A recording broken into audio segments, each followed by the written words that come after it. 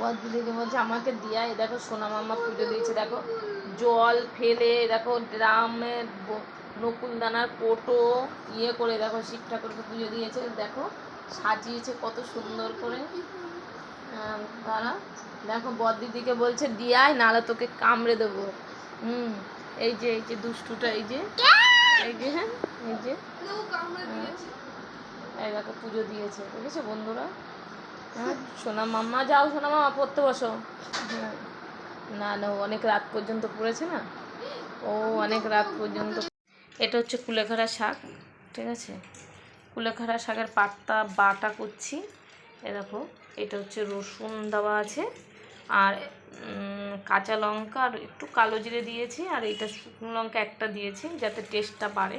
তা শুকনো লঙ্কাটা না দিলেই ভালো, তোমরা চেষ্টা করবে যে শুকনো লঙ্কাটা না দিয়েই করব। তা আর এই কুলেখাড়া পাতাটা খাওয়া খুবই উপকার, তোমরা সবাই জানো, এটা আর বলার কোনো ব্যাপার নেই। তাও বললাম কেন, আমি যেহেতু বাটা করছি ওর জন্যই বললাম, ঠিক আছে।